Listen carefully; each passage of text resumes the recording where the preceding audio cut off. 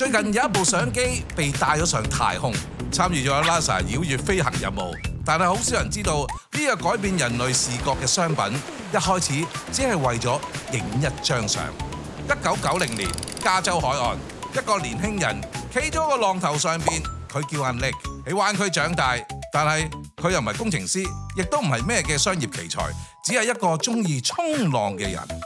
但係佢發現咗一個問題，當你喺浪嘅浪頭上面最型最精彩嘅一刻，冇俾人影到佢，冇被看見。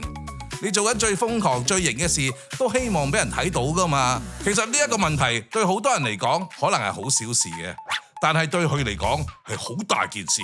但係佢未開始解決之前，已經被現實拒絕佢。2000年泡沫爆破，喺全球唔同嘅地方，大家都感受到㗎啦。佢第一間公司喺矽谷，一個網上遊戲營銷平台，燒咗投資人390萬美金，一瞬間化為烏有。拉閘、關門、放狗，佢帶住失敗翻到去灣區，同佢阿爸阿媽一齊住。但係佢冇停啊，不過放個假先好唔好啊？嚟咗下傷心地啊嘛。用咗5個月時間，佢去咗澳洲同埋印尼衝浪，每日都係浪、陽光、陽光、浪，一日復一日。但係問題仍然存在，影唔到自己一張最型仔嘅 action shot。就喺呢個旅程，一個想法開始慢慢成型啦。翻到加州之後，佢冇資金㗎，個底仲花晒添，邊有投資者信佢啊？當時佢只可以同老婆開住一架70年代嘅 Volkswagen Van， 喺海灘同埋市集買貝殼手鏈同埋腰帶，每條只需要20蚊啊啫。Thank you。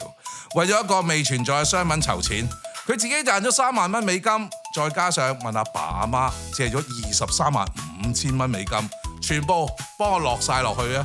哎呀，阿仔啊，唔好咁盡喎，留翻啲好喎。佢再一次翻返去海邊，問自己一個問題：可唔可以有部相機綁喺個身上邊，自己影自己呢？呢個想法簡單到幾乎冇人當係一回事啊！市場唔存在，技術唔成熟，亦都冇人覺得有需要。但係佢照做。2004年喺 Sabatel 第一部商品推出，一部又細又防水又可以固定喺身上邊嘅相機，滑雪、跳傘、衝浪，所有人第一次都可以記錄落嚟。2014年公司上市，市值一度超過30億美金，哇！但係故事未完 ，Henry 唔該起起音樂啊！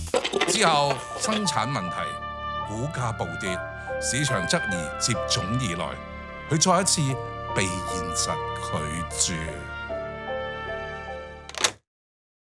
但係佢講咗一句説話：當被拒絕嘅時候，大部分人都會選擇放棄，而佢呢，就冇咁容易放棄。